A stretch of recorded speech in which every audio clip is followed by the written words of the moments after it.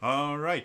Hello again, Avengers, and welcome to another exciting episode of Traversing the Veil. Yes, this is one of my homebrew D&D campaigns at my weird, messed up homebrew D&D campaign setting, and the people below me are the people that just spent like 15 minutes talking about Wicked in Cats. And Wicked as in the musical, and Cats as in the animals. So, announcer moments. Couple bits of big news that happened just recently. Renegade Game Studios, the people that make the Essence 20 system, like Power Rangers and which one is that? G.I. Joe and Transformers. They ran a Kickstarter last year, I want to say, to make a tabletop RPG based on Welcome to Night Vale, which is a podcast that's weird. And they're going to use the Essence 20 system for it. Well, Renegade sent out an email like yesterday or the day before showing that pre-orders are up for that system, and it seems to be launching in August of 2025. So just a few more months until that becomes a thing, which I'm excited about. In addition to that, we've had a couple people from Wizards of the Coast decide to retire. Chris Perkins retired a couple weeks ago, and Jeremy Crawford is in the process of retiring. I think it's either this week or next week is his last week with Wizards of the Coast. If you don't recognize the names, Chris Perkins has kind of been the face of Dungeons and Dragons for close to 20 years. He was the original dungeon master for... or technically he was the second dungeon master for Acquisitions Incorporated, because the very first session was James Wyatt. And then Jeremy Crawford was the lead rules designer, or the co-lead rules designer for 5th edition, and was he was the guy that wrote Sage Advice, which was where all of your rules questions got answered and stuff like that. So two really, really, really big names. Basically, since Merle's left back in like 2023, and now we've lost both Perkins and Crawford, basically the only person left from the team that developed 5th edition is James Wyatt. So big news there. Both Perkins and Crawford said when questioned about what was going on and everything, they're like, hey, we're really happy with the people that we're kind of handing over the reins to. They just wanted to stay on long enough to get the 2024 revision of 5th edition out the door, and now that it's done and it's selling well and everything, they're like, okay, now is a good time. And if anyone had been kind of paying attention, everybody knew that Perkins was going to be retiring soon. Anyways, he had always mentioned off and on about handing things off. Yeah. And what those plans. He's always like here and there. He's been so doing this for almost 30 years, just at Wizards of the Coast. So I mean, perfectly fine. Crawford was a little bit more surprising for a lot of people in the industry, but again, not super surprised. I got the sense that interview came out that was. I don't know if that was Crawford's intention that it be announced for them that way. It happened. I found it during an interview. Yeah, it happened. Whatever. So those things happened, and then shortly after learning all that stuff, we just got notification, I think today, that the 5.2 systems reference document for D&D 5th edition will be coming out next week on the 22nd. If you're not familiar with what the SRD, or the system reference document, is, that's basically the free version of Dungeons & Dragons, and it's what can be used to create your own content. After the whole OGL debacle, they released the 5.1 version of it into Creative Commons, which is a massive, massive deal. It means that Wizards of the Coast actually doesn't own the license for that. The Creative Commons company actually owns and operates the Creative Commons license. And so they can't modify the license in any way, shape, or form. Tuesday, which is when the 22nd is, we will get the 5.2 version, which also will be released into Creative Commons attribution. So yeah. But notice when the announcement, when they first said they were going to do that, suddenly everything, all the drama turned to fucking crickets. Well, Like it. no one appreciated. Like you guys don't realize how big this is. Well, and I mean, I've done video after video about the idea that Yeah. the SRD in and of itself of the OGL was groundbreaking. No one had ever done that, ever. Like, Wizards of the Coast are the first people to do that, and then the OGL debacle was based mostly on lies and misinformation. But the fact that they decided to release it in Creative Commons was, again, another thing that has never happened. A lot of other companies have gone the same route as Wizards Or of the pretended Coast. they were going to. Well, we're not going to talk about Paizo, but I think like Cypher has a system reference document and their own version of the OGL, which is really nice and great. Paizo can't make their own version of the OGL because they were using D&Ds.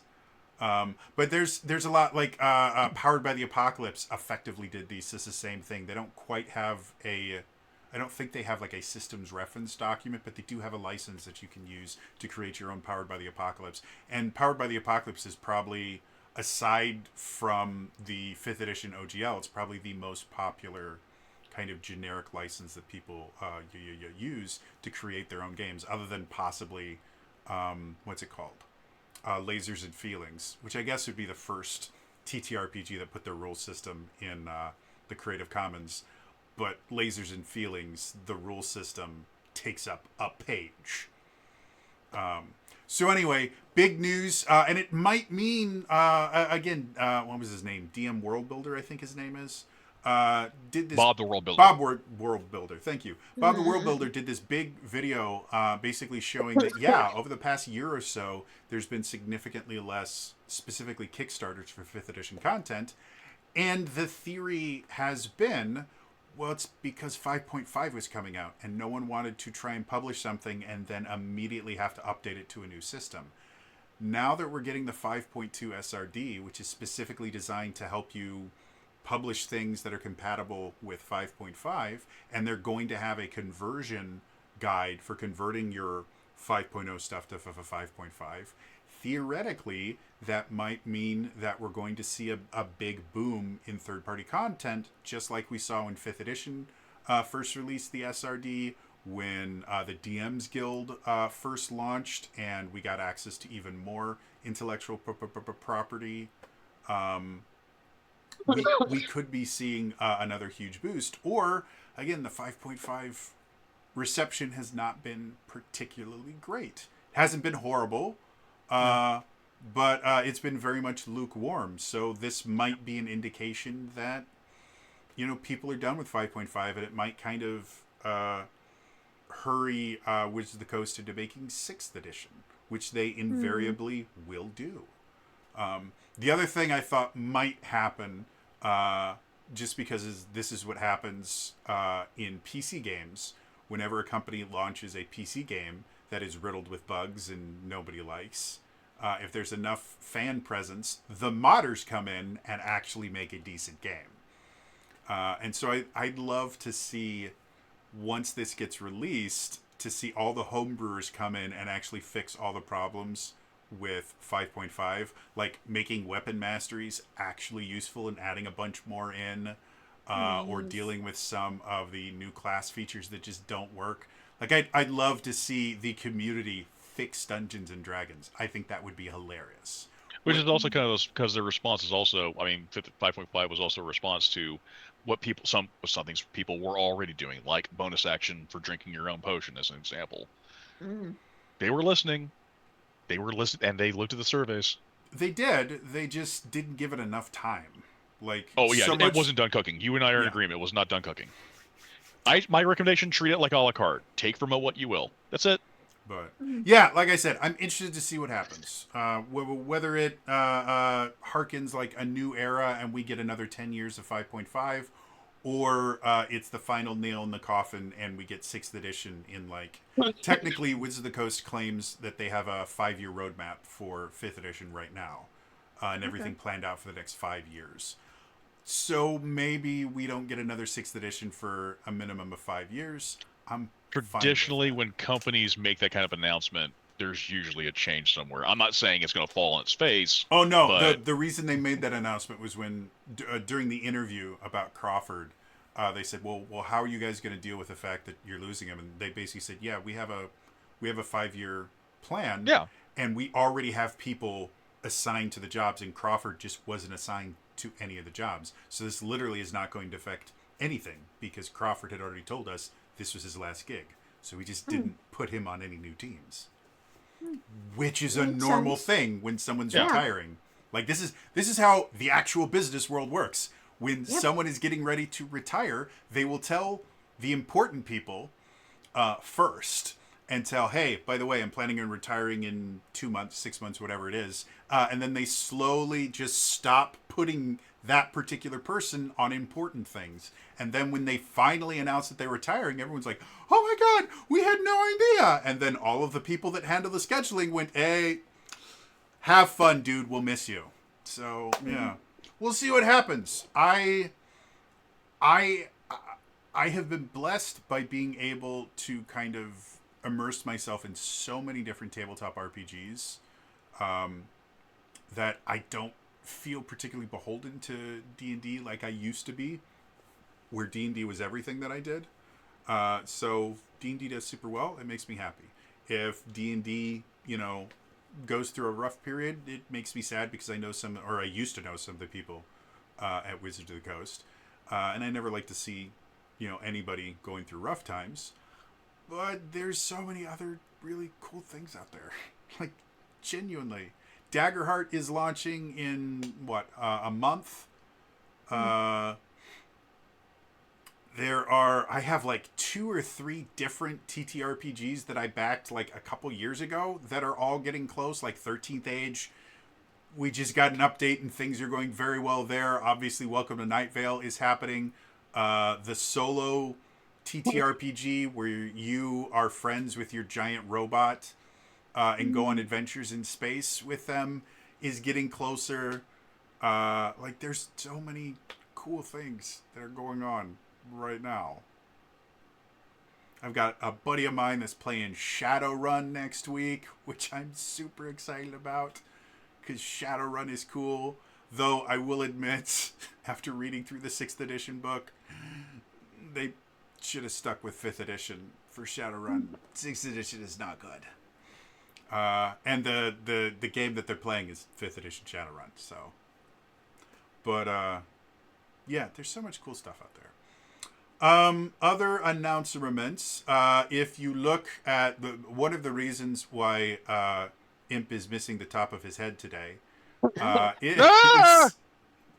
he is wearing a super cool shirt that is official merchandise for friend of the channel, Kieran Callaghan, who is releasing a book. And it's super cool, and you can actually buy that shirt, and it's a cool shirt. It says Bife Solve Crime. you can get it a T-shirt, you can get it a hoodie, you can get it a cropped hoodie, It's different very colors. Cool. There are lots of colors. I don't have mine yet, but it's coming. So, cool stuff there. Also, go get Kiri's book, which Imp will tell you the name of because I can't remember proper nouns. Yeah, didn't remember the damn title. But I think it's the Hearth Witch's Guide to Murder. Something akin to that. If you type the Hearth Witch's Guide, it's like the second or third thing that comes up. Hearth Witch's Guide to Magic and Murder. I literally just told you. The Hearth Witch's Guide to Magic and Murder. I'm looking for a link that I can put in chat. So yeah, Barnes and Noble, you can do a pre-order for the deluxe edition. So yeah, which is what I did. You can pre-order the book. There's the Barnes and Noble link. We're super excited. Kiri is a phenomenally skilled author, and she's also just a super cool person. So Lovely person. She's a real life bard. Yeah, so we definitely want to see that.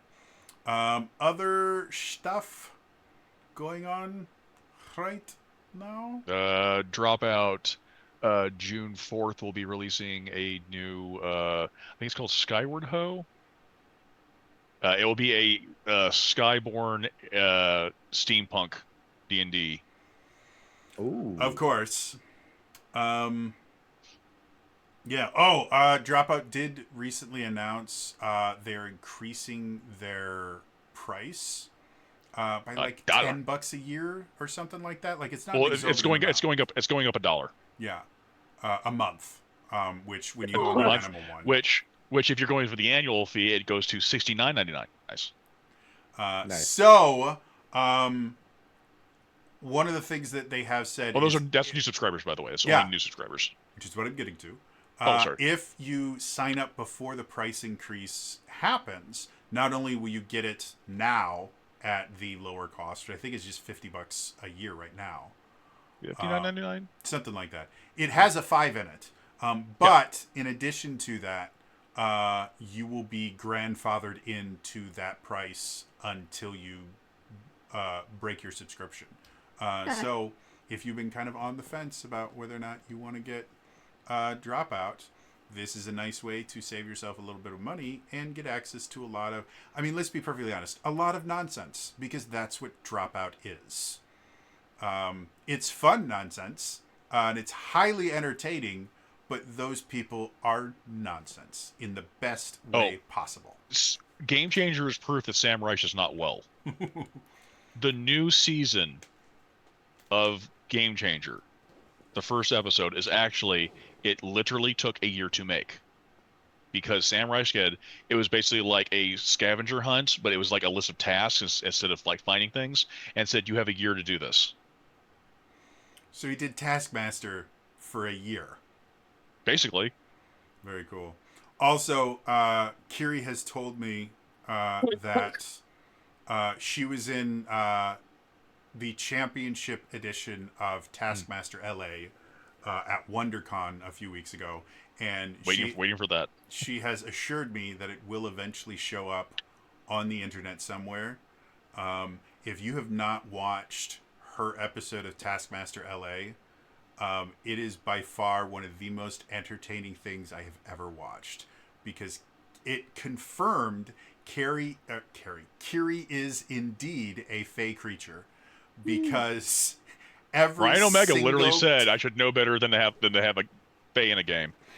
Every single task she was given, she found a way to modify the rules. It was amazing. And then the final task that they did in the theater, she just wiped the floor with everyone else who were trying to kind of find like little loopholes, and she would just go, "Ha, loophole," and then just would do something completely off the wall, and everyone else would just go, "Why didn't I think of that?" So yeah, she is genuinely one of the most entertaining people I've ever met, and the actual video, it's on YouTube. You need to find it. It's amazing. Jenny Powell is on there as well, which is super fun. She was the producer for the Geek and Sundry Vlogs channel, and so she and Kiri have known each other for a really long time, and she's a super cool person too.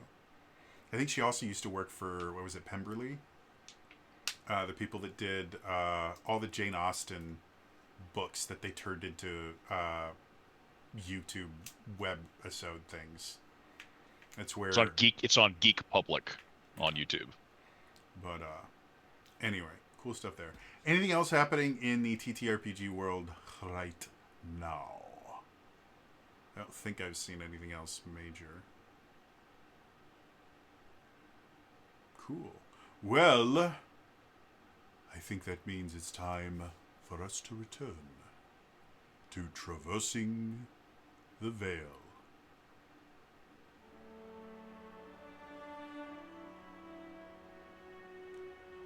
The world is ending. Okay, so,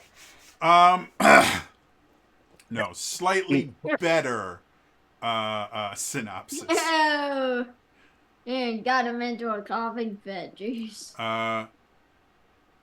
The party has been transported apparently into the future, where it seems that Corialstrax, the strange dragon beholder hybrid that you all have been fighting, seems to have won and has now sent a massive, like hundreds of feet tall creature to wipe out the capital city of the Verdant Empire.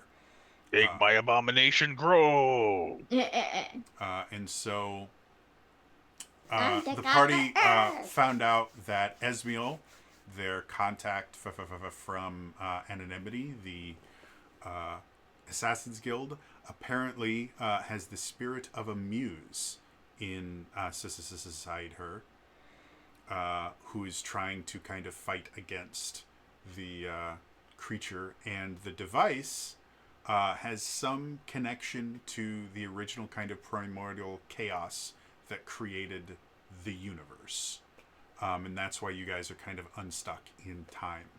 And you found that you still have another like 2.5 days before you are going to be warped to another random point in history. So that being said, I need you. So With that said, I will be right back. sure. Okay. So, while I think when we last left off, I can't remember specifically where we And ended. we were I think taking shelter. yeah, were you guys Okay. going back to that vinegar-filled basement or No, because we no, went to the we chicken went shack. to the chicken Oh yeah, the shack. chicken shack. And There we go. we went to below Mhm. to the rogue hideaway. To the hideout.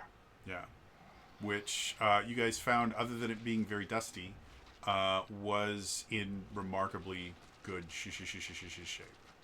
Nothing prestidigitation can fix. Yeah. So, you guys have, 2-ish days to kill. And technically 2-ish days to find out more information if you want. Yeah.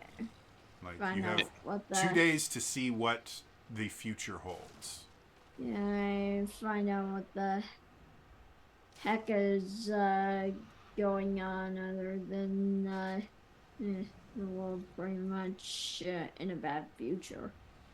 So what do you guys want to do? Oh god, what do we want to do for the next 2 days? We'll remind you, you guys haven't quite figured out how to move the object, so it is still kind of exposed. You guys have kind of covered it Well, up with stuff, yes. but it is still there. Oh, okay. Maybe we should try? I did try, and the fucking thing. I even said nice words to it. The thing wouldn't fucking budge. Okay, and we It seems to be pseudo intelligent. oh. Oh, the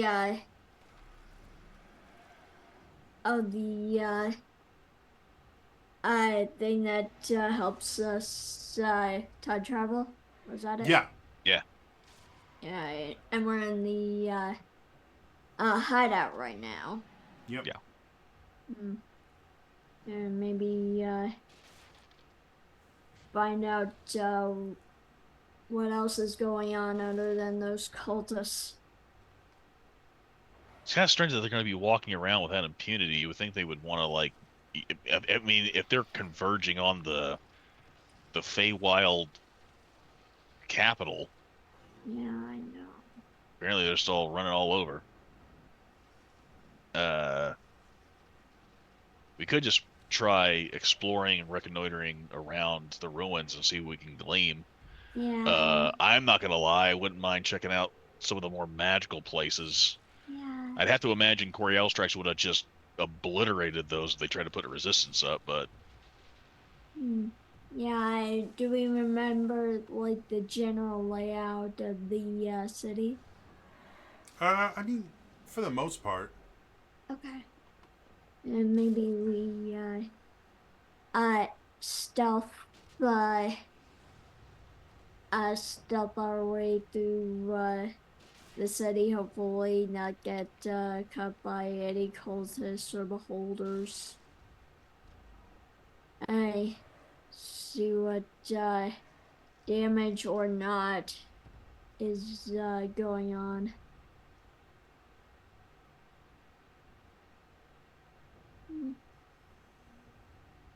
that Is sounds good. I guess Arai can stick with Esmiel. Yeah, yeah. Yeah, Orion kind of. Esmiel, Arai is just kind of like walking to the wall. Just on auto. Yeah, like got the one in Digimon our war game.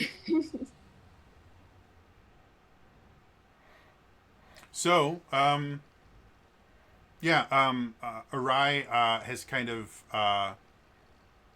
transformed the bar area effectively into a kind of a recuperation lounge. Like she's gotten Okay. various things together to kind of make a bed behind the bar, and because the bar is high enough, it even if someone were to come in, they wouldn't be able to see Esmiel, and so she's basically created this little recovery lounge, and she's chilling with Esmiel, hoping Oh, for he, her to, or he. he, sorry, he's chilling with Esmiel, hoping that she wakes up soon. Okay. So- Yeah, I mean, and she's practically in a coma right now until the entity until she like did she ever like realize that we were telling the truth? Uh, she's been kind of in and out of everything. Like she's heard, Yeah. you know, she's aware of the whole Muse thing. You guys are not 100% certain how much she believes it, but you guys have kind of Yeah. informed her about it. Yeah, I'm not even sure if that was the right thing to like Actually, I don't think. do. I think we left the Muse part out. We didn't lean I into think it super heavy, if I recall. I thought Arai had I mentioned something about yeah, I thought we did like mention it to her, and she it. I didn't remember quite believe distinctly us. you guys Did we told mention her that specifically? someone was speaking through her. We did mention that, yes.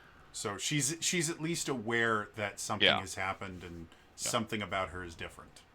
Okay. Yeah, I'm I not, have to step away, but I have wireless, so I can still Okay. respond. So yeah, I'm not. I got weather. I'm not even sure if that was the right thing to do, given that the Muse. Let me check. Well, she also kind of needs to know that, why she keeps passing in and out of consciousness.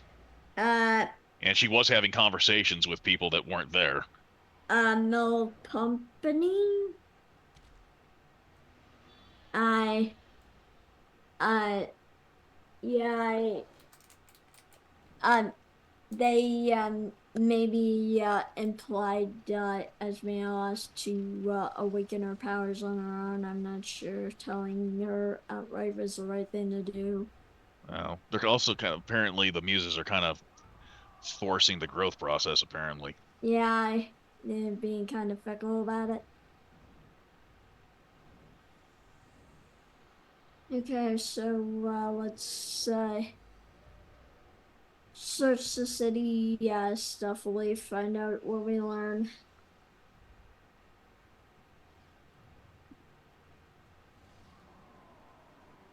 Isn't that good enough? Yeah. As good as anything else.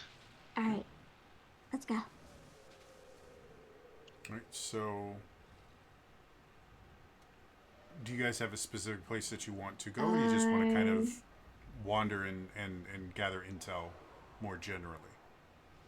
Yeah, maybe like do you have a specific place in mind? I was inclined to check out wherever the passes for the most magical part of the city might be. Okay. That at the very least, I figure we can gather some intel that way. Isn't That that where that giant beholder was? Well, there was a kind of it was a section of the city that was cordoned off. I don't know if necessarily that was the most powerful. Yeah, that, in charge of because- magic. because you guys only got a portion of this city. Okay.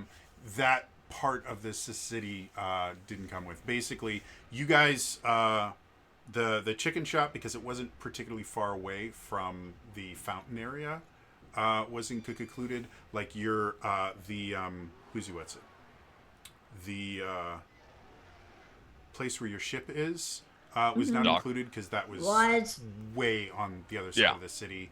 The place where like the military had kind of set up their outpost and everything also wasn't included.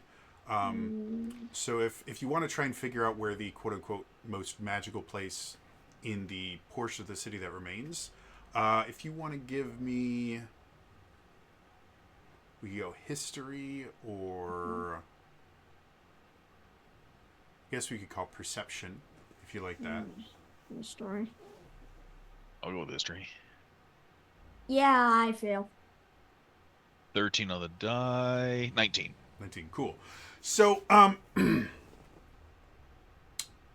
Aoi, you're still kind of reeling from kind of everything that has gone on. Again, your life up until you joined the crew was effectively go to school, join the military, and then come back to your family once you had enough experience to kind of justify taking over the mantle of leading, your family. And that was kind of what was expected of you. And then once all this stuff started happening, like up until this point, most of your life had been dictated to you. Yeah. And so now even you've gotten comfortable with everything, every so often you'll still kind of just get, this little bit of overwhelmed of, wow, and I get to choose what happens next. Yeah, and she's also struggling with the fact that at the like as far in the future as we're in now, her family is very likely dead. So all of that is making it kind of difficult for you to kind of remember too many specifics about the city. Smegwork, on the other hand, you at this point, because of everything that's happened, your training has kind of clicked. Especially with you being a scout who was trained to kind of go behind enemy lines and be in very not nice places.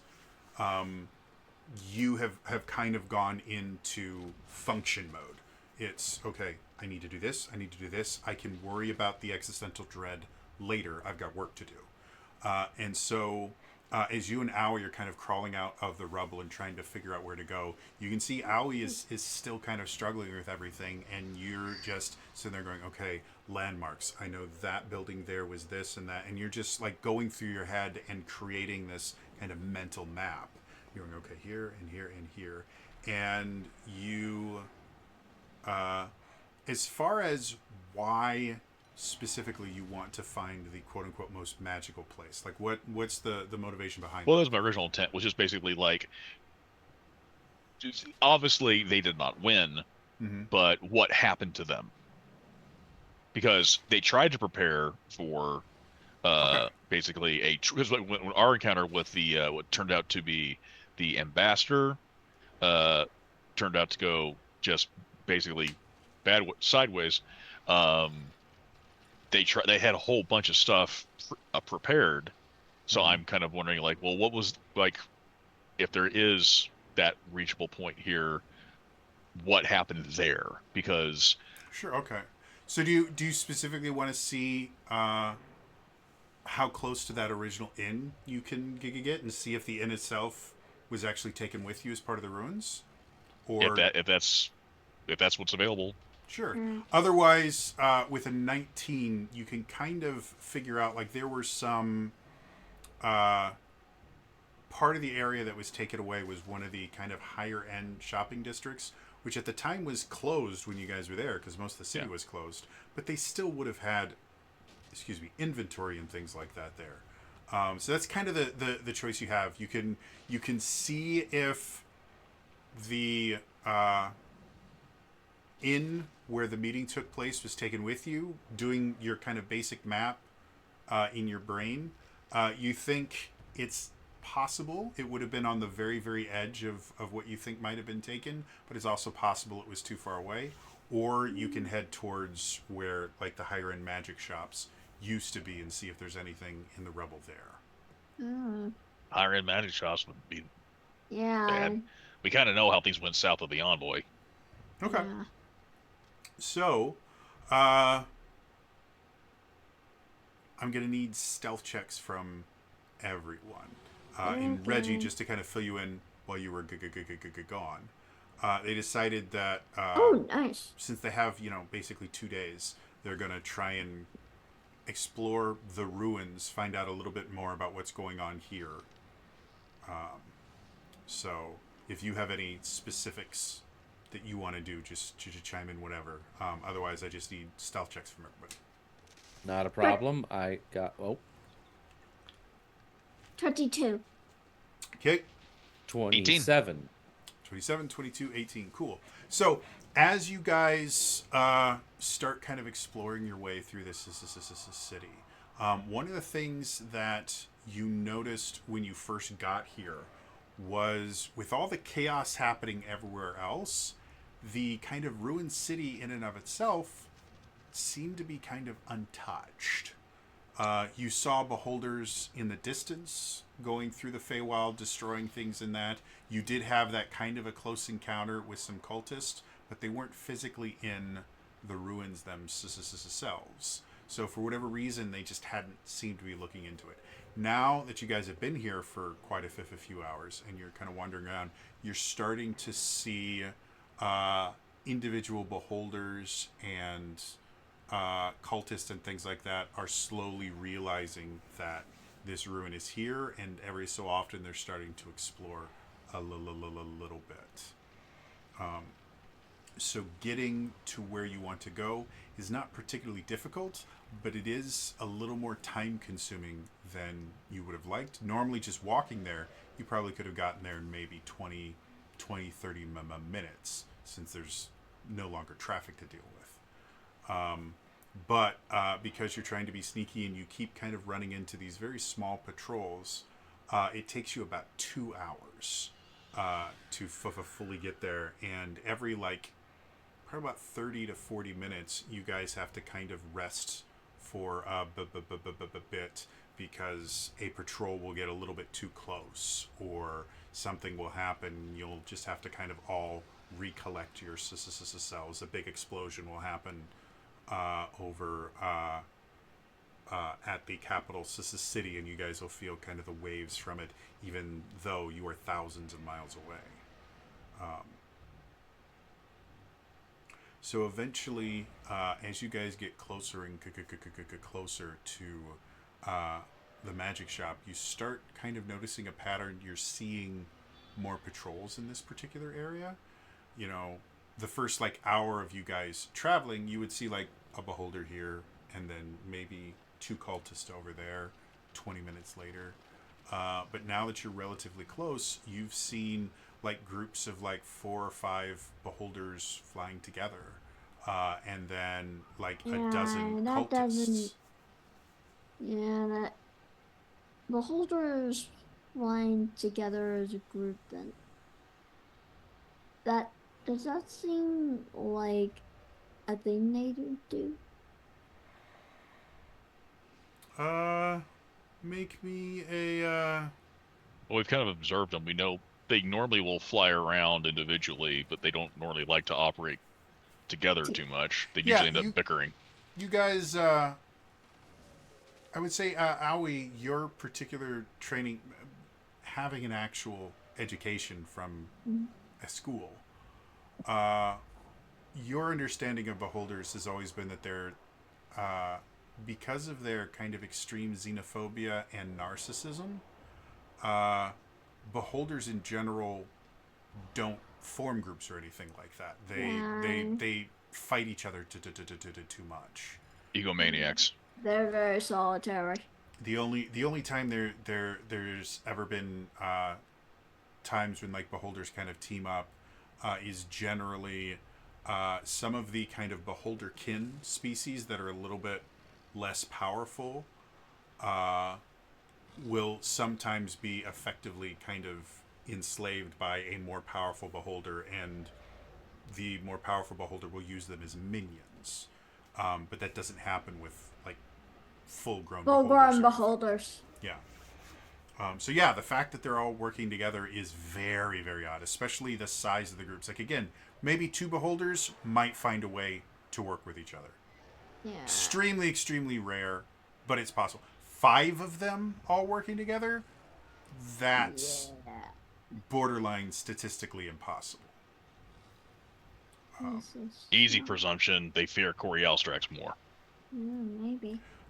But as you guys get closer here, one of the first things that you notice that you haven't really noticed since you've been here, and you don't really realize it until you get here, there is kind of a feeling of magic in the air as you get closer to these shops. And you didn't realize that up until this point, there hasn't been. I mean, there's been that weird whatever in the hell's happening with the device, but as far as like the kind of underlying magic aura that kind of permutes all of the Feywild, it just really hasn't been happening here. And for whatever reason in this particular section, you can kind of feel that underlying hum. Interesting, considering beholders, I kind of say screw you to magic. Well, depending on the beholder, there are certain beholders that lean really heavily into magic. Yeah, I like the shopping one we met before. So the other thing that you notice is the shops here seem to have been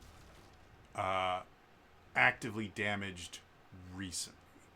Like, again, every time the ruin shifts, the city itself looks like it's been abandoned for hundreds, if not thousands of years.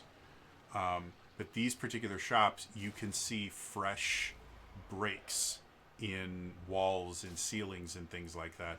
You can also see perfectly circular holes in some of them. So it's obvious someone has been here and just kind of broken into these buildings in particular.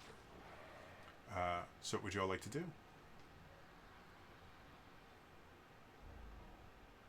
Like, get closer? Yeah. Well, we- look out for beholders. Well, here's the thing. I actually would probably garner to take a look at one of those places they already blasted a hole into, because these guys are they're brute force. Yeah, true. I could cast invisibility on one of us, and that person could possibly scout ahead. Yeah, but Well, that works up we need until all the up un- resources we can yeah. in I would case also we just, do run into one. well, I would point out if it is a beholder we run into and we happen to be in the icon, Yeah, we're screwed. they see us. Yeah, very true. I would say keep it as a backup. Don't go in relying on it, wasting the spell right now. Yeah. Yeah, that makes sense. Because if there's enough of them floating around, we get caught in a crossfire, so we're just bound to lose it. Okay. But if they've already flown by thinking they've like, nothing worth here, there's also the chance, like, some places, if they're clever, maybe they didn't rely on a magical hidey hole as much as just a really well-crafted secret door. All right. So, where you guys are now, there is a relatively large road, and then on the other side of it, there is this very large kind of emporium where you would assume a lot of magic items were kind of bought and sold easily. The building itself had at least 2 floors that you can see, and took up, the better part of like a quarter of a city block. So really big, large building, and that one has holes and broken things all over it. A little bit further to the east, you can see a much smaller building, and this one, the door itself is broken, and you can see parchment and other things kind of falling out of it and stuff like that. And then to the west, you can see obviously what used to be a forge of some sort. Like you can see the very large kind of smokestacks that are necessary for the forge itself, and there are like hammers and other things that are scattered on the floor around it. And that building in and of itself is probably the most intact. So, with that, do you want to explore any of those? Do you want to look down another street corner? What are you guys thinking? What are you guys thinking? Okay, the Emporium could still have potential, but it's been the most Swiss cheesed. The parchment papers looks like they were probably it's kind of the same thing, but just more localized. Yeah. The forge would be nice, but we don't. There's not really any skill set for us in a forge. We could try to see what we can find in regards to Yeah. material. Yeah. I mean, the biggest scope, even if I don't think these guys probably did a brute force pass through, probably picked through the most obvious stuff. Yeah. If this is recent, they didn't really I don't get the impression it was a fine-toothed comb situation. Yeah. Do you want to check out the Emporium? Okay. All right. All right. We can stop coughing. So, you guys very, very slowly kind of make your way into the Emporium itself. When you guys get in, the first thing that you notice is this is a big place. The initial kind of entryway is actually 3 stories tall. Like the roofs are 3 stories high. And it's this very large kind of antechamber place. And you can see there are various plinths and display cases all over the area, none of which are intact. There's broken glass in various places. You can actually see broken items as well. As you get further in, you can see there's basically a balcony about 15 feet up. It seems to have like a second level of the things. And underneath that is what looks like a more kind of traditional shop where they have shelves along the walls and there's a very large desk in the middle that basically is this full kind of square that has an open area in the middle for the people to kind of stand in. It's got display cases that are all wrecked. And then to the left, you can see a door that's kind of in splinters that you would assume goes to effectively like the back rooms. And at the very back of the lower level, you can see a spiral staircases on either side that go up to the kind of second floor. So, where do you guys want to So go? the staircases are intact? Yeah, for the most part, they've seen better days. Some of them are missing steps, but they are. You can go up them. Let's put it that way. Okay. Maybe. Yeah, the holders wouldn't necessarily give a crap. I'm willing to bet there's been holes sourced in floors. Yeah, there are holes in the ceiling. And again, the way that the second floor works is it actually has a balcony that overlooks the kind of display area. So they could just fly up there. If they give a shit. Yeah. We've seen these guys in action. So, where do you guys want to go? Do we go to the backstock rooms? Yeah, sure. Yeah, let's see what's back there. Okay. As you guys get to the main doors that lead into the back, again, they're kind of splintered and broken, but there's enough pieces that it does block your way into the there. So, what would you guys like to do? I think, would, like, a cantrip be able to, like, blast its way through? Depending on what you're using, again, it's a big pile of broken door. So it's mostly wood and, metal. What about a lightning breath? How much noise would that make? That's true. Obviously, I ain't doing Thunderwave on that. Yeah. Yeah, maybe not. Uh, big metal door. Well, it was a reinforced door, so Oh, it okay. was mostly wood, but it had metal pieces on it. So, like, Okay. you can see through. Like, it's not completely blocked or anything. There's no single opening that's large enough for even Owie to get through. So you guys just have to Okay. figure out how to deal with the debris. It's not like the place has been pristine. I could do a well, I could do a little less loud. I could do acid splash. Maybe. Yeah. Sound good? Oh yeah, maybe I could yeah, let me check to see if I could um,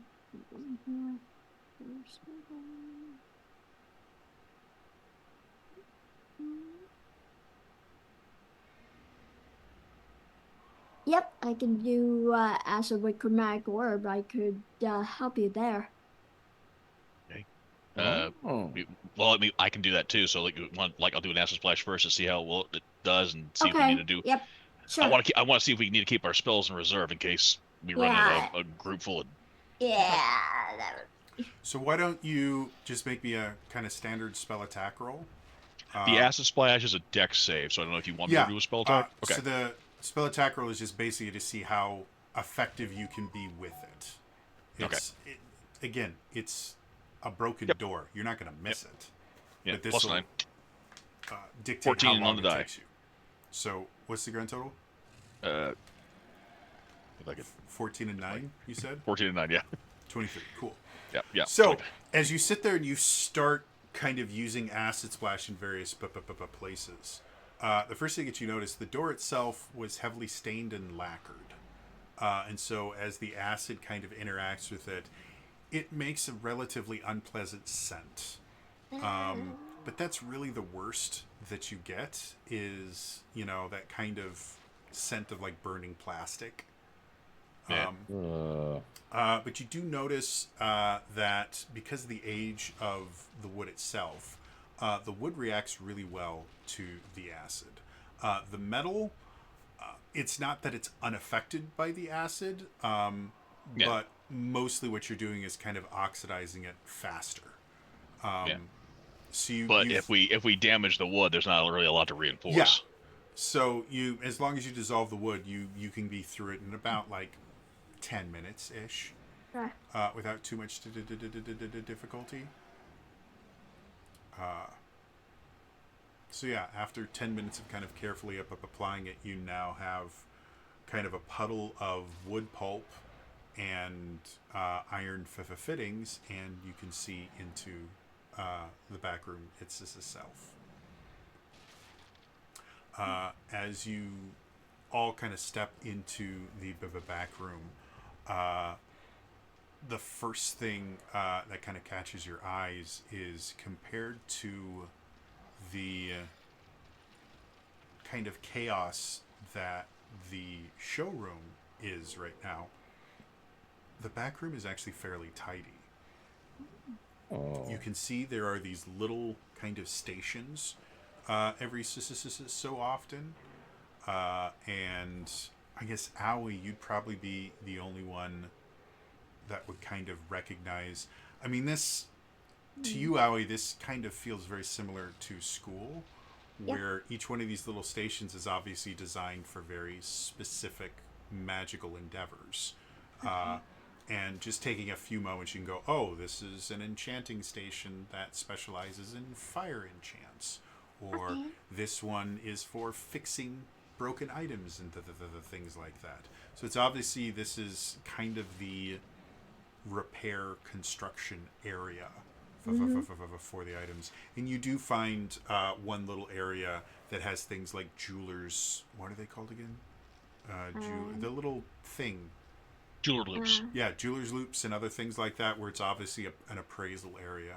Yeah. And then you can see at the back of this room is this large metal door.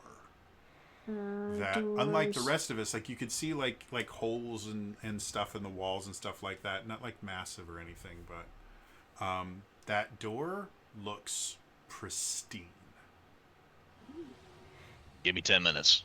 I'm gonna Okay. start casting ritual casting detect magic Okay. Ooh. because beholders, they have great cones for canceling magic. They don't really do much else. Mhm. Hmm. So Aoi and Reggie, you guys have roughly about 10 minutes while he's doing this. Is there anything you guys want to do in this room for that 10 minutes? Maybe like quickly scan to see if there's like any anything left. Sure. Go ahead and make me a perception check. I'm gonna join her on that one because Okay. honestly, that's actually sounds like a good I idea. think Spitty is at the point now where he's comfortable enough with you guys. If you want to utilize him to give you like help, Yeah, that would be great. Yes, please. So why don't you both make perception checks Ooh. with advantage? Okay, 17. Okay. Still rolling. A dirty 20. Okay. So between the two of you, as you guys are kind of exploring, you notice there are no magic items here, which isn't particularly surprising. Storing any kind of valuable thing in rooms like this would probably not be particularly smart. However, Okay. there is a plethora of spell components everywhere. Ooh. You find powdered electrum in various places. None of it in massive quantities or anything like that. But but a like great number. yeah, you find a lot of like little baggies of it everywhere. You find electrum coins in a lot of different places. You do You find son of a. you do find very very small trace amounts of diamond dust. And then a lot of other kind of nondescript stuff that sometimes it'll take you a few moments to go, why is there string? Oh, wait a minute. Alarm spell. Or why is there bat guano here? Oh, yeah. Fireball. So, yeah. Any.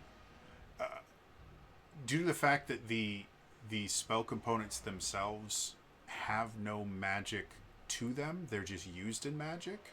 They seem to have been left alone. So aside from really valuable stuff like actual diamonds, any spell component you can think of is here somewhere. Okay, so then I'm going to see if I can scrounge up whatever I need for my spells. There's only I think there's only one any holy water? Absolutely. Yeah. There's an entire case that's broken, but it has probably 20 vials of holy water in it. Ooh, nice. And just due to the fact of how they're kind of designed, they seem to be intact. Like none of them are Awesome. broken or anything like that. Okay. Anything you specifically want to try and find, Reggie? Or Not necessarily. I mean, I don't exactly need components for my magic. I mean, I just play little ditties and there you go. Just to get it out of the way, I am taking the electrum. okay. So yeah. Go ahead. If Spitwit being an intelligent creature, he knows what gets him here. I think he might like give a message to someone like a chippy version of like charcoal, incense, brazier, ta-da, and like Spitty is just like Yeah, you can find tons of incense and charcoal and stuff like that. The brazier itself is not something you're going to be able to take with you. well, I have the brazier. Well, yeah, but yeah, you can get let's say you get like 10 castings worth of materials Sweet. for that. And not residuum, electrum powder can be used as a substitute for any spell component.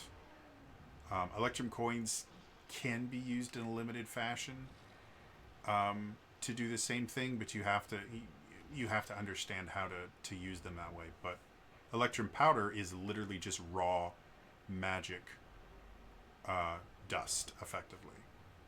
So You can always turn the coins into dust if you have the means. yeah. Not a bad idea.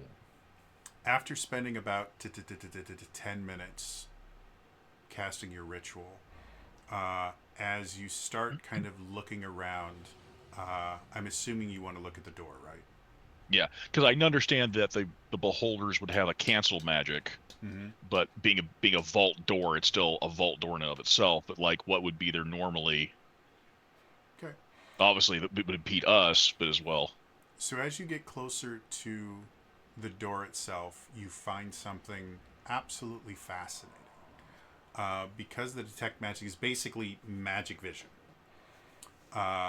you can see that this particular door is built in such a way that the counterweights that lock the door are magically levitated. So that if a spell is cast or like an anti-magic field is cast, it locks everything. The only way that you can open it is by using the correct number of spells to shift the weights the correct way. So it's literally an anti-magic proof lock. Because if you turn off the magic, But it's also a magical. It's the magical combination lock. yeah, again, looking at it, you've never quite seen something like this before. Like you've traveled on ships and things like that, where you've had to protect magic items, and things like that. And generally, what happens is you will have a magical security system and then a physical security system, so that if either one of them is breached, there's a backup. You've never seen a physical security system that is powered by magic. And so it's a really kind of ingenious. So what thing. would have happened if an anti-magic field hits this vault? Basically, it just locks down. The two weights that counterbalance the door that allow it to open and close have a levitation spell cast on them. So as soon as the magic field hits them, they instantly fall, and they are thousands of pounds. Like they're really, really massive, and they are like, I think, tungsten? Whatever a non-radioactive, really, really hyper-heavy element is. Oh, tungsten, yeah. Yeah. So yeah, they are, because they're so massive and they are so heavy. And they're encased in the wall itself. There's no way for anyone to be able to lift them if the magic isn't making them levitate. However, when the magic is making them levitate, there's a little track that they can follow. That again, you can see that if you cast the right spells, they will actually unlock the door. Interesting question, since I have detect magic. Do I see the tumblers? Technically, you see where they are, but the tumblers are mechanical. So as much as you can see where they are, you can't tell what the combination is. Okay. However, that is only half of the security system. If you know the correct thing, that will only get you far enough to where it will no longer have the deadbolt in it. To actually open the door, you have to cast the correct spells at the correct places to be able to actually open it up. And you think that's probably why it seems that this particular area has been completely untouched. Because even with disintegration rays and stuff like that, this entire thing is meant to protect against all of that. So whatever is in there is still in there. What do you want to bet these assholes never considered checking the manager's office? Ooh. Maybe. If anyone's gonna have a clue to get it in there. Oh. I check the manager's office then. Okay. Looking around, You don't see in this particular area a place that you would kind of quote unquote consider the manager's office. So either the manager doesn't have an office here or it's not located in this part of the building. Yeah, it might be a slightly different location of the store. Hmm. But I'm definitely not. I can do a scrutinize on that thing. But we're definitely not going to just hit random spells because I know that's probably the last thing we want to do. Yeah. Yeah. I don't know. Setting Well, off we know magic it- traps. I don't think that's ever been disastrous for a party in Dungeons and Dragons history. So Yeah, for all we know, it could be a prismatic wall. so what do you guys Oh, that also being said, hey Reggie, you want to check this thing over for regular traps? All right, I can definitely give it a shot. Sure. Go ahead and make me an investigation check. Yeah, we sure don't want something kicking off and blasting us with a cloud of poison. That would be not fun. You know, we could just hide around a corner and I cast knock on this thing. Maybe. Magical, it probably wouldn't do. It would probably set the thing off. Yeah. All right, investigation. 16. All right. So looking it over,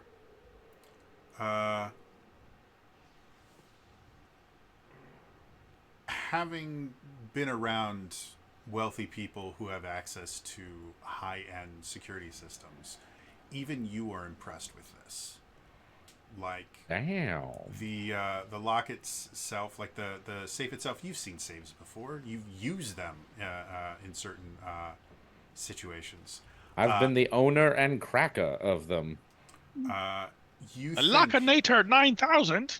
without the magical stuff, you think it would take you easily 8 to 12 hours to crack this safe Damn. if you were lucky. And you're a decent safe cracker. Like you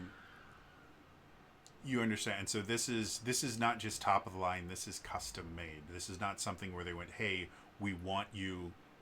They went somewhere and said, hey, we need a thing.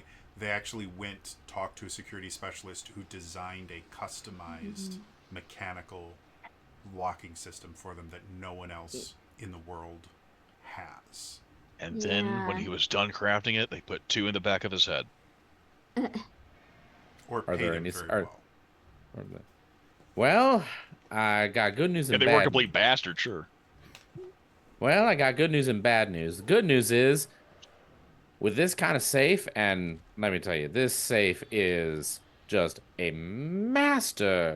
masterwork of craftsmanship here. I mean, all due respect to whoever made this thing. Good news is, I can definitely get this thing open. Mm. Bad news is, it's gonna take about roughly half a day. And that's I mean- if. Normally, I would be very sad by that, but we have 2.5 days, so we need a project to keep us busy.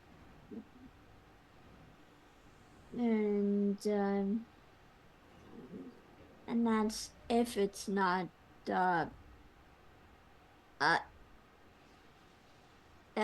if trying to like crack into it I won't trigger the enchantment it has on it. Yeah, but now we have a goal. Let's try and see if we can find a boss's office of some type. Maybe Okay. a boss, maybe a foreman, maybe some type of there. If someone's in charge, believe me, you'll see when you see those kind of offices, you'll recognize them. All right, then how about this then? While you all try to find something like this, I'm gonna get a head start on this whole security system right here. Maybe in the process, I might learn a little thing or two about how this thing works. Maybe buy us a little bit more time. Okay. I will mention when I described that it would take you at least like to 12 hours of working on it, that was without the magic included. With the magic included, Oh, this is beyond your skill. yeah. You Yeah. know what? I think I'm gonna go with you to the manager's office just in case. You having 3 pairs of eyes might be a good idea. Yeah. Spitwit flips you off like Now I flip off Spitwit back. middle image, Hey, if it's He's like, oh, flurry, oh, just a oh. flurry of middle finger. Become So Scanlan and Vax again. Just as you guys head back out to the display floor, where do you all want to go? Do you want to go to the back and search through things back there? Do you want to go to the balcony level? Probably search the back if we have like. Yeah. Okay. But again, we have a goal for what type of office we're looking for. Sure. If we can Yeah. find it, if it exists. Go ahead and make me an investigation check. Everyone? Yep. Or anyone Okay. that wants to. Alright. You said investigation? Yes. 13. 22. Not that good. 8. Okay. So amongst the three of you, you all were able to find this store is kind of set up in interesting ways where there are basically, once you get underneath the balcony, the walls are all bookshelves and display cases and things like that. But searching through quite a few of them, you discover there are offices behind them, and they all use like trick doors and Yeah, things that's like what I that. figured. Oh, I also was going to ask if my I had 2 questions. One, is my detect magic picking up anything? And 2, you said the air was like literally filled with magic, so I didn't know. It was that's most of the idea that the Feywild itself has this underlying magic everywhere, and this is the first place you've actually felt the natural magic of the Feywild that you would expect. even as Zorch's place is. Yeah. So you're not 100% certain why it's showing up here compared to everyone else, but it's not like it's super infused with extra magic. It's just, oh, this feels slightly more like the Feywild than it normally does. Does that make sense? Yeah. Yeah, so like the beholders haven't like completely trashed this place yet. So, looking around, you guys actually find 3 different doors that you're able to go through. The first one is obviously like a break room kind of thing. Like there's some tables and stuff like that, but it's boring. Yeah. The second one is much smaller and has kind of its own, in addition to its own kind of personal table. It also has a pair of stones that are there that have magic runes kind of carved into them, but with your detect magic, you can see that the stones themselves are completely inert. There's no magic in them whatsoever. And I will say, when you were searching around the sales floor, there is literally not a single trace of a magic item anywhere that you've been able to see. You have found quite a few, actually, magic items that you identify. Like you've seen a few wands, one of which was actually labeled and everything. It was a wand of fireballs. It was completely inert. No magic in it whatsoever. And then you also found other various items that you're like, well, that looks kind of similar to a magic item I'm familiar with. And they all are just completely bereft of any magic energy whatsoever. To refine magical items, but they're all blank. Yeah. And then the third and final room that you guys find is significantly worse off than the rest of them. Like the rest of them, obviously they haven't been used in a very long time, but it was obvious that they were regularly being used. But this one, there were cobwebs everywhere. There was no natural light. Like the other ones had ways to get kind of natural light into the room. This one, no natural light. The room itself, like the walls, were effectively unfinished. And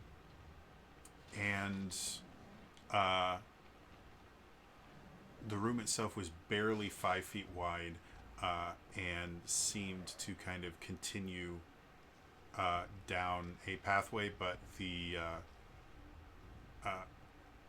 passageway itself had collapsed pretty extensively to the point where not only was it impassable, but clearing away any debris would cause all of debris above it to continue falling down.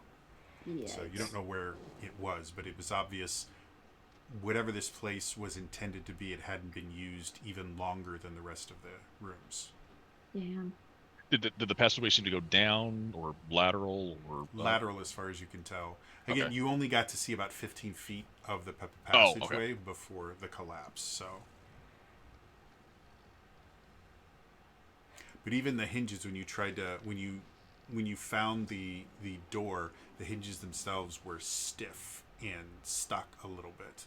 So it's obvious, even compared to the other two hidden doors, this door hadn't been used in a significantly longer time.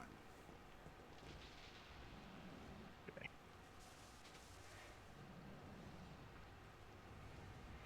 So, other than that, that's basically the entire kind of base floor.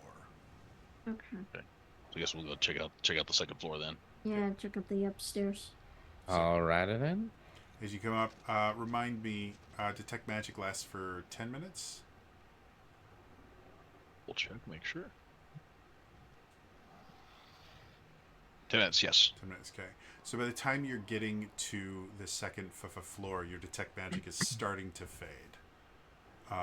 So you can real quick kind of glance around, and very similar to the bottom floor, there's magic items here, but they have no magic. And this floor in particular seems to have been picked a little bit cleaner than the one below you. So there's the few magic items you find are in pieces. Okay. But you do see not really a disguised door. Like, it's not hidden behind a bookshelf or anything like that, but it is a very kind of unassuming door that if you weren't looking for it, you probably wouldn't even have noticed it. And as you open that door, you see a situation that looks very familiar to you. Every single commanding officer that was high-ranking enough had a room like this. There's a real big desk, real big chair. There's other chairs that are specifically lower than the chair that is set behind the big desk. Yep. Like, it's obvious to you this is the room. But other than the real big desk and a couple, like, shelves that are full of, like, ripped paper and portions of books, there's nothing else here. Or at least nothing you can see at first glance. Okay. This room, we go over. Right. Inside, outside. Obviously, they love hidden passages. Remember to look for hidden passages. All right. We're gonna look inside the desk, look for trick places and hidden spots. Maybe he taped the key, a pad underneath the drawer. I don't know.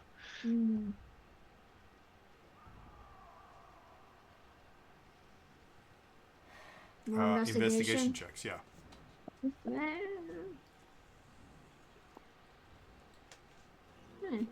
Not too bad. 17.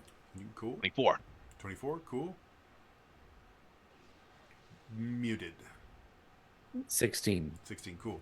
So with the combination of you three, you go over this room with a fine-tooth comb. And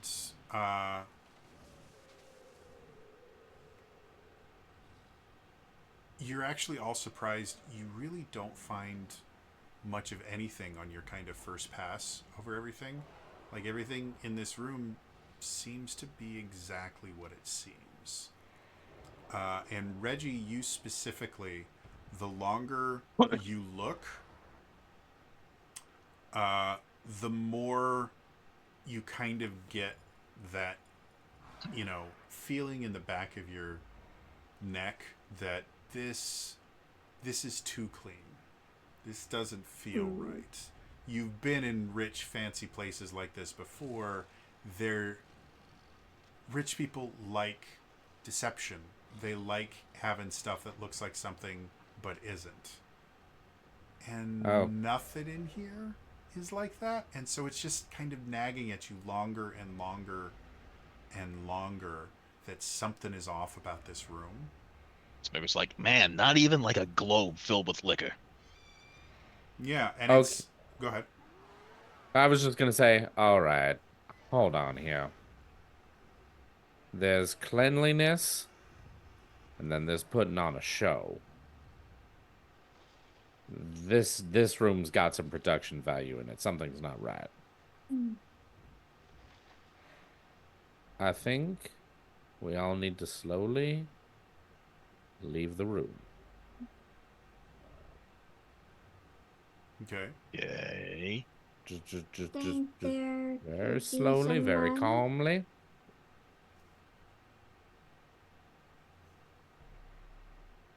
So all And of you. I head walk out. out of the room. Okay. Door closes behind you. Was there a Think- game plan with that? Think I'm gonna be there- honest, I didn't think that far because mostly I just. Okay, look. I've been to quite a few galas, quite a few little hosted parties within my social circles back in the day. I'll tell you that. Sorry, some dust in here. I will say this. You can typically tell when like the cleaning crew has just recently finished a room. Like things look very nice. Yeah, they do. This room, it doesn't feel like this was cleaned. It feels like it was set up like a stage. Like a setup? Something like that. Though, if there was a trap, either it was already sprung or we somehow didn't spring it and we were able to get out of there. Or maybe this isn't where the actual magic happens. That is also a possibility. Hold on. Do I have anything?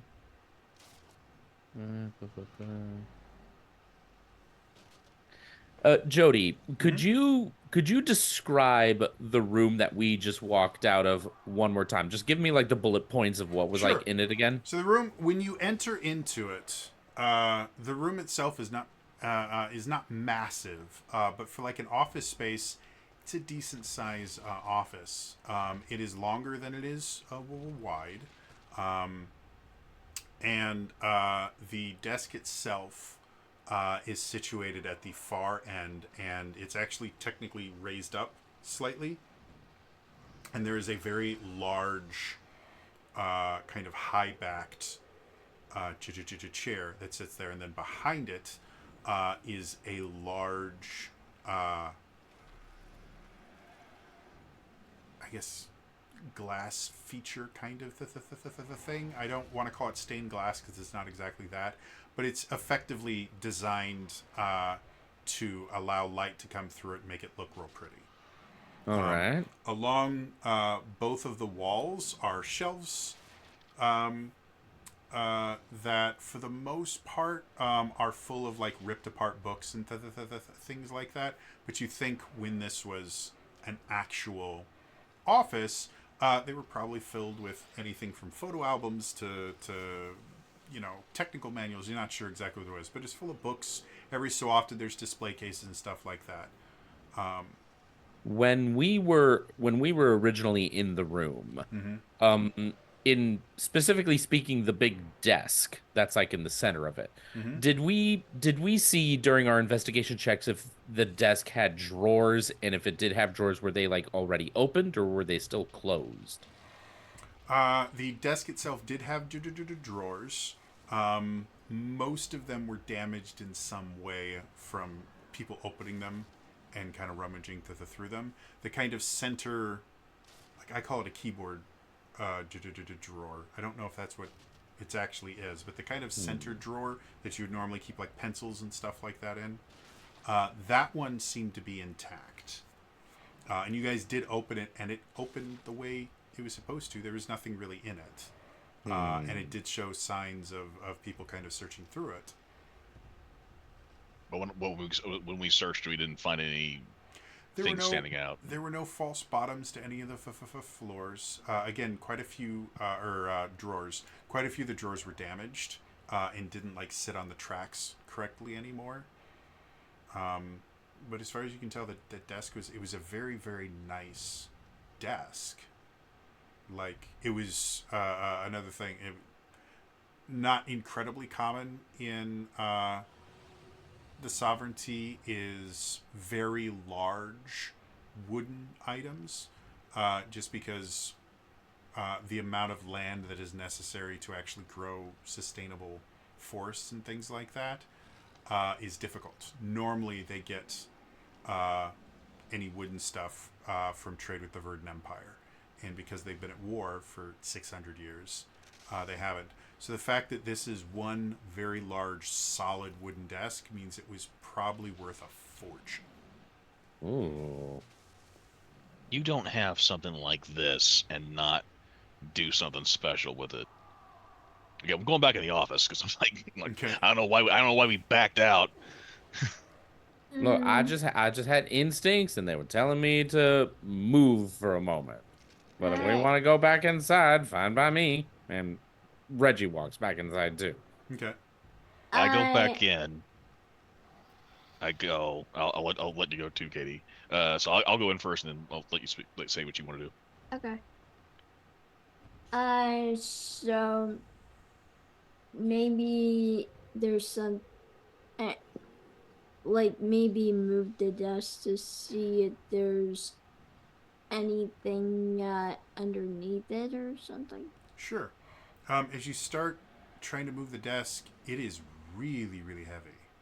I don't know. Yeah. Yeah, as someone who's moved furniture, if this is anywhere close to what I think it is, Yeah. As you try to move it even like a little bit, it's not moving. Like you put your full of a force behind it, and it's like you don't see anything that's physically attaching it to the ground, but it almost feels like it is.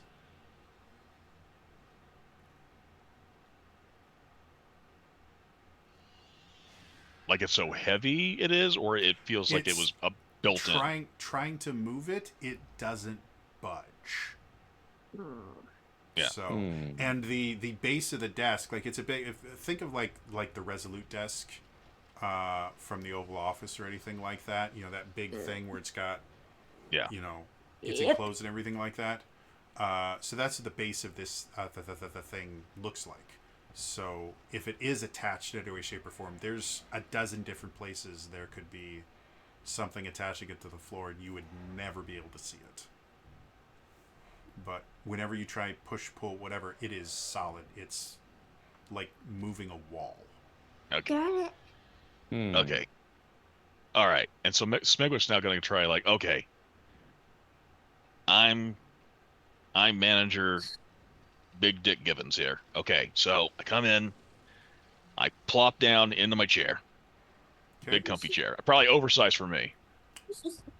Make me a deck save. Oh no! Yeah, I figured because like the boss is like, no one sits in my fucking chair. Deck save. What am I working with? Keep working with +3s. 22. God, 22. what? Thank you. So, as you About rocks. as you sit down in the chair, it is, if it wasn't for it being so old, it would probably be an extremely luxurious chair. Like you sit down, and you're like, this is nice, and you kind of start moving around because again, you're much smaller than whomever is supposed to sit in this chair. So you kind of move around a little bit, and you start to put your feet up, and then you hear this click. Oh.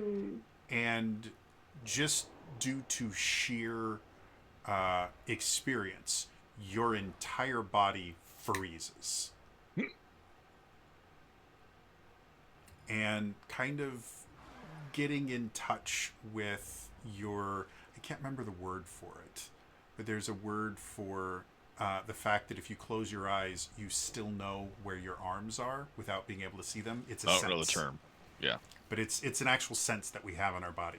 So you get in tune with that feeling, and are just kind of sensing, and you realize that as you shifted your weight, you have somehow activated a pressure sensor but because it was designed for someone significantly larger than you think if you move in the slightest, you are going to untrigger it. Magwig, what Don't- happened? Do not move towards me. Do I get the sense that it needs more weight to be a good thing? Or do I get the sense that bad thing will happen if I move? Roll me an insight check. I'm going to roll good. Let's change it up. Come on, Starstruck. Insight.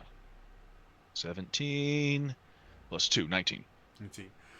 So you are going through every pressure trap you can think of in your head. And you're like, okay, well, what could a... Obviously, if somebody's supposed to sit here, maybe it's a pressure trap that's designed for specific weights because you wouldn't want to put like a pressure plate under something that you're going to be using on a regular basis. You're just kind of going over and over and over again.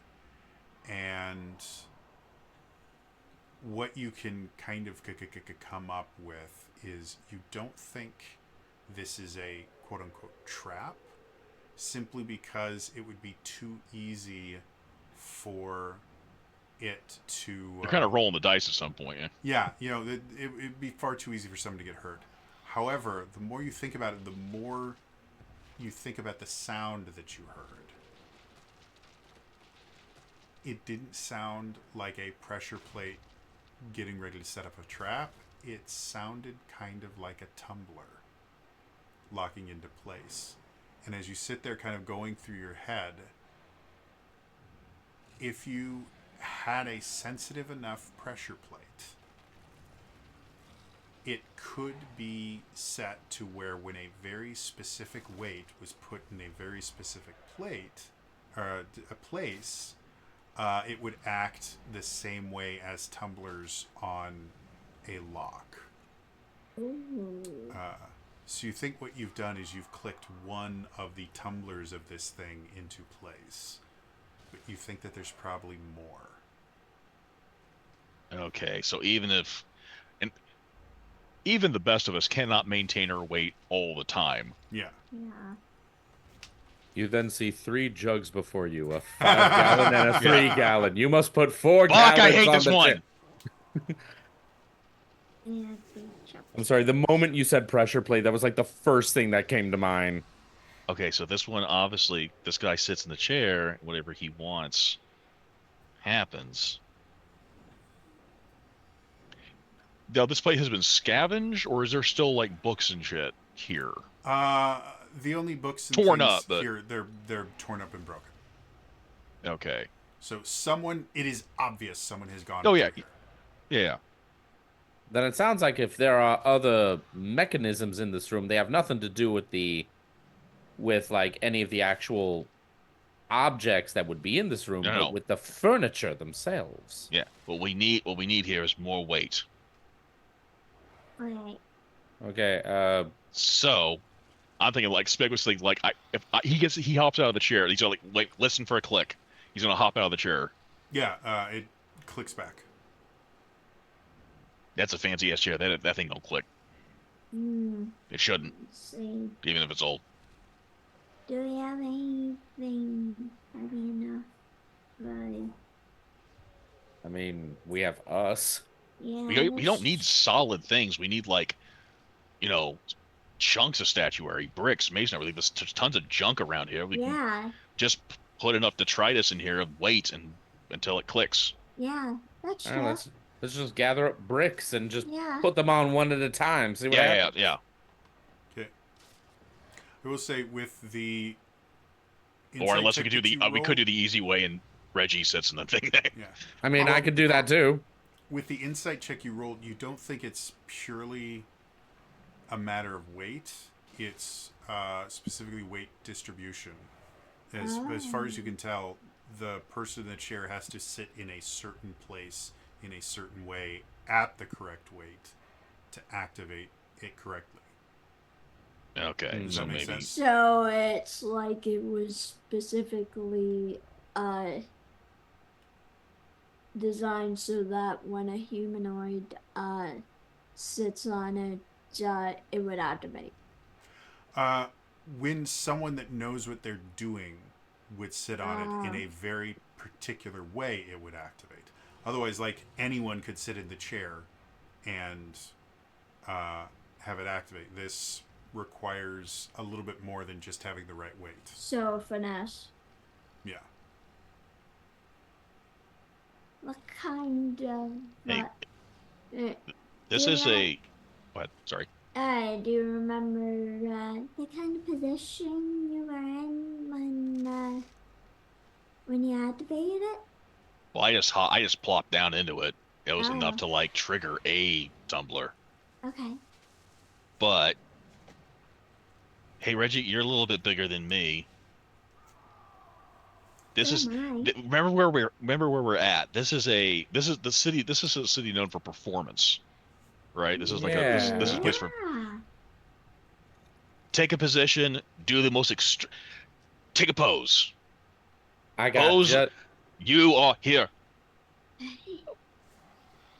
Here, your motivation. You are the manager. You run this place. Everyone comes to your beck and call. You are a person of import. People listen to you. done. Give me a moment.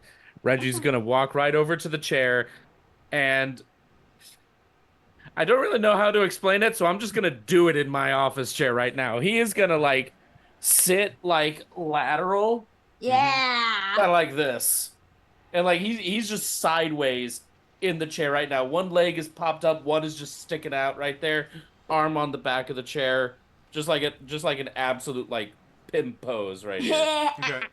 Um, make me a performance check. Like you're David Tennant Crowley.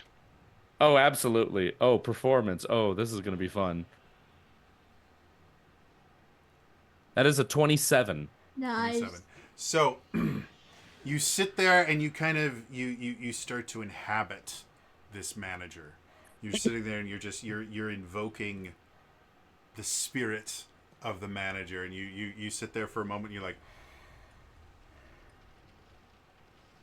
start thinking about your motivation, you start creating a backstory for the character. You guys watch as Reggie kind of goes through all these emotions all at once. Like you see him, he's like, no, mummy, no, that's not what.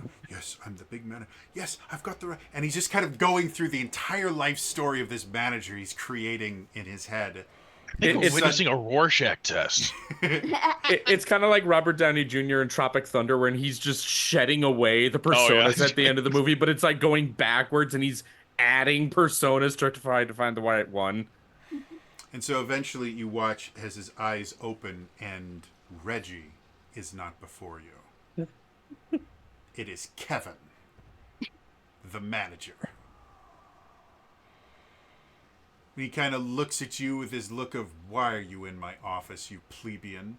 I didn't invite you here. And he walks over confidently to his desk and he kind of runs his finger along it, brings it up. Desk hasn't been dusted recently. I'll have to fire the serving staff. And he goes over and he sits down in the desk, kind of looks at you, waves you off. And then when he feels like he's alone, he lies back for a moment, kind of twists around to where he's kind of sitting almost like bucket seat in it, and just goes, and suddenly the chair sinks about an inch. Oh. And the desk moves forward. At the moment that all that happens, Reggie instantly breaks character, and you just hear him go, "Wait, that actually worked?" Way to ruin the fucking moment. And you Great watch work, as Olivier. the floor that the desk is moving from just dips down instantly, and you guys can see a very narrow tunnel that is completely black. like no light in it whatsoever. Secret tunnel. Hold to my tears because I'm practically blind. So, what do you all want to do? I want to go down the secret tunnel. Heck yeah. So, Does as you anyone have all- a means of? I have dark vision. Spitty has dark vision and blind sight. Anyone? Can anyone ever learn the friggin' light cantrip? I never learned that because I didn't need it. I don't have it. you guys do Crap, have I think I'm the torches. only one without anything. Wait, do I have torches? I know you have a lantern. We all have a lantern. We took one at one time. Yes, I do have a lantern. So, this is narrow enough that you can only go single file. Yeah. Makes sense. So, as you all kind of slide down, because it is that kind of a to the tunnel, unfortunately, that is where we're going to end it for. Oh boy. As always, if you missed any of this, I do upload all these to my YouTube channels, youtube.com/TrainerJody. Otherwise, again, it's all for me today, and we will see you guys and then the next time. All right? Bye-bye.